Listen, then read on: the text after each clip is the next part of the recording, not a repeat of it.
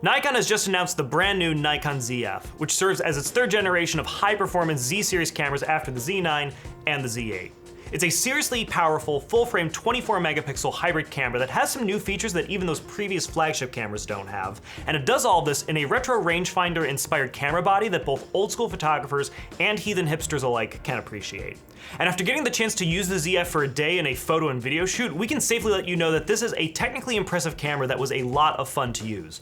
First, let's start with what the Zf inherits from the Z9 and the Z8, starting with its X-Speed 7 processor.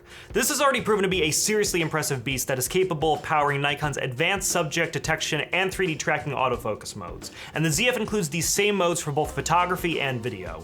It also allows for pre-release capture function found in the Z8 and Z9. It can shoot a maximum of 30 frames per second in JPEG and 14 frames per second in RAW, and it features the ability to record 10-bit video in N-Log internally.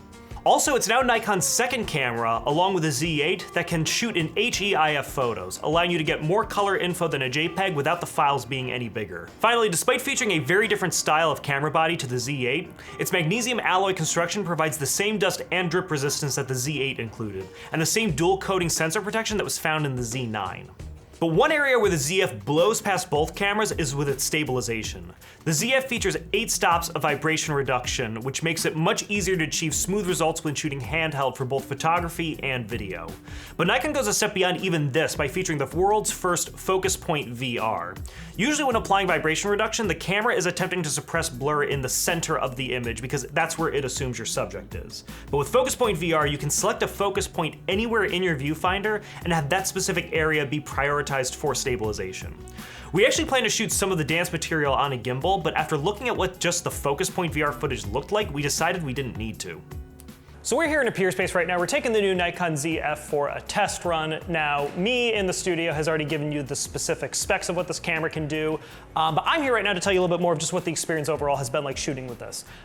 This is a very fun camera to use. I think the first thing we gotta talk about is the design of this camera. It's very different from the Z9, the Z8, and even like the Z6 II. It's got a very retro sort of rangefinder look to it. The FM2 is actually probably the closest camera it, I would say, resembles.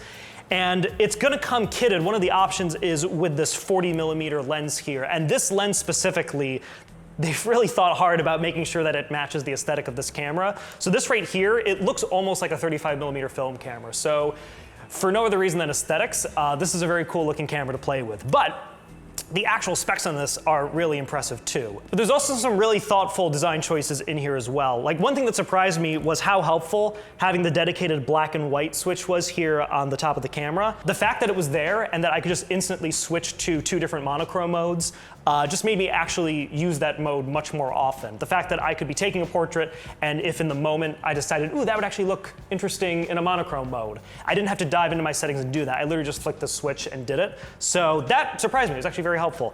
The vari-angle tilty flippy screen is also very helpful. It's great for framing low or high angle photographs. We did that a little bit on the couch over there, but also for video. This is actually a very viable camera for vloggers, and that's because first of all, you're getting very impressive vibration reduction. You're getting the best in any Nikon camera. You can get 8 stops. But not only that, it's the most affordable Nikon camera you can get that can record N-Log internally. So you can get 10-bit 422 in the sky, H.265 codec, and the video looks really, really great. The fact that you are getting a flexible codec, you can shoot in up to 60 frames per second, it definitely checks all the boxes for what a hybrid shooter would be looking for in this camera.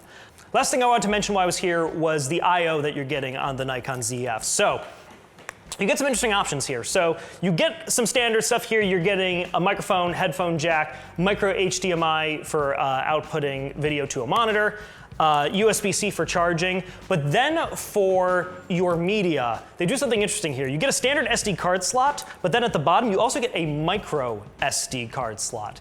Now, obviously, the write speeds on a micro SD card won't be as fast as what you can get in a standard SD card, but that being said, micro SD is the most affordable and cheapest way you could get a backup of some of your photographs on this guy, so it's nice you get the option here. And lastly, battery, it takes the ENL15 series battery. It's been very impressive so far. We've literally been shooting all day, and we still have 2 to 1 bars left of battery on this. So far, we've been really enjoying our experience with this camera. The photos and videos are looking great so far, but there's still some other features we want to test, so we're going to dive into that right now, and we're going to see how it looks.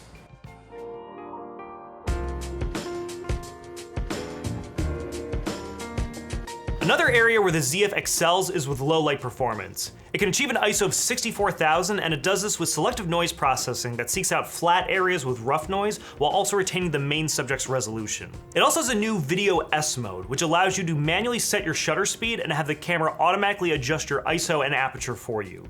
This is a really great option for run and gun video shooters when the lighting is unpredictable, but they still want a consistent frame rate and a properly exposed image. It reaps the same performance benefits that the Z9 and Z8 enjoy, and it does it in a more portable 24 megapixel sensor camera body like the ZX2, while boasting even more impressive photo and video specs.